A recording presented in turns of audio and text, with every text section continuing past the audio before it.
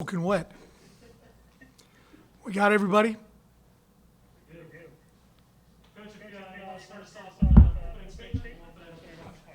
Oh, I had a good workout. We, had an extra day this week. So we, met, watched game film, and then we, practiced on Monday. We cut back quite a bit Tuesday, and then we had good practice today, a little bit longer, had pads on, did a little team stuff. And we'll start back and tapering off beginning tomorrow. I know the three guys you spoke with, they're all doing a nice job. Hud is, probably having his best year since he's been here at Tulane. Very dependable guy, assignment sound, runs the ball inside, outside well, faster probably than you think, and also does a great job of blocking, which is sometimes unique for running backs. Sometimes they're pretty good at blocking, and sometimes they're not quite as good as blocking. So he does a good job of that. Macon is a local guy, played at Destrehan and, playing more as a nickel for us. We're going to need him to have a big ball game on Saturday. Then Jalen Monroe, he's out there on the perimeter, kind of on an island a lot. And, he's won his fair share of matchups this season, and he's having a very good senior year as well. With Hutterson, what is the biggest difference between him and 2 years ago? Is it just confidence? Because it seemed at times 2 years ago he'd have a hole, but somebody would catch him on the legs. He didn't quite have the burst that maybe some of your other backs did, and it doesn't seem like that anymore. I think he's a smart, instinctive guy. He kind of can see things, though, before they develop, which is a good gift for a running back. Plus, he got an opportunity. We've been blessed with a lot of really good running backs, and he just hadn't gotten as many chances and opportunities. And it always comes around, but are you ready for it? That's the question.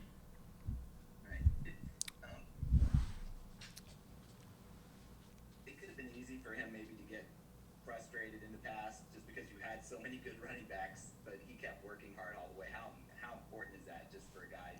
Now, if he hadn't done that, he wouldn't be in the position he's in now where he's leading the team in rushing. Well, yeah, I think it's really important. I always tell these guys all the time that, football doesn't expose character. It exposes lack of character. And he never gets that exposed. He's a good young man. He's a hard worker, good student, very good student. And, you just got to keep fighting through and plugging away. Some people have that ability and some people don't. Obviously, he does. Defensively, you guys did a pretty good job on UCF last year. I think they had their second lowest average per play of any game last year. How tough are they to defend, and can you get any confidence based on what happened last year? It's a good film for us to watch, but it's also a good film for them to watch. But they're a very unique offense. You talk about stretching the field horizontally and vertically, and a lot of teams do that with plays. They do it with alignments, where they're out there real wide outside the numbers, the receivers, and they'll throw it deep and at any given moment. Very, very dynamic passing attack, but they run the ball a lot better than people. Coach Briles, when he was running this offense, they ran the ball well, but this is a little bit different. This is kind of Coach Heupel's stamp on it, and he's going to run the ball a little bit more than maybe some teams that run this particular style of offense. You mentioned Briles. They're putting up offensive numbers that haven't been seen since Briles at Baylor in terms of total yards per game and stuff like that. Obviously, it's only been 4 games this year, but they were pretty darn good the last 2 years on offense too. What is the biggest challenge when you're playing a team that's on a roll like they are right now? Well, they're going to get complete balls. You got to tackle them after they complete a ball, and if they throw underneath or to the back or crossing route, you got to make that, if it's caught at 7, it's got to be a 7-yard gain. That's the issue and the problem. And with all the man we play, we're going to be chasing some guys, and we just got to get them down and tackle. And that's the most athletic thing in sports right now, in my opinion, is tackling a guy with great movement in the open field.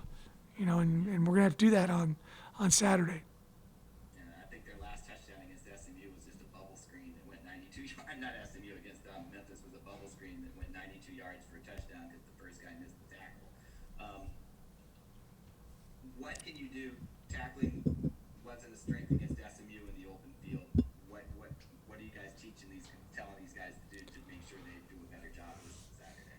Well, number one is just maintain leverage, and not let the ball cross your face. And, that's the number one no-no in trying to keep plays and not allowing them to become a big play. And, we got some vets who lost leverage last week, and then they got to replicate that in practice with receivers trying to cross guys' face. We did some open field drills and things like that, but that's number one. And then number two, you got to get close enough to be able to get 2 arms around 2 legs or 2 arms around torso. And sometimes guys try to throw a little bit too early. And I've been taught, and that's how I've coached it. Any open field tackle is a good tackle. If you can get them down, it's a good tackle. And a lot of that's knowing where your help's at. So we got to do a great job of that on Saturday. UCF's pace is lightning fast. Are they still running as fast as pretty much maybe faster than any team in the country? And having seen that, how much does that, you've gone against that with them and some other teams, how much does that help you?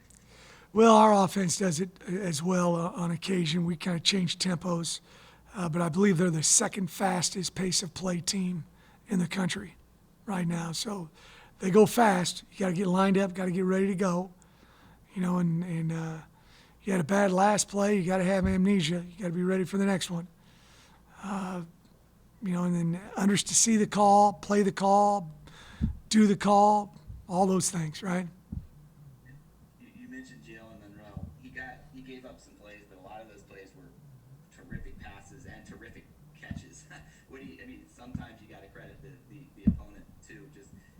He says it's in the past he's had some good games this year. You feel pretty good about his confidence level right now? Yeah, I do. Heck, one of them that caught right in front of me, and he's all over the guy, and it just it happens. Sometimes there's a great throw and great catch, and you're right there, and you just got to win your share of the battles. And most of the games, he's been winning his share of the battles. Thanks, I appreciate it. All right, thank you. Thanks, Gary.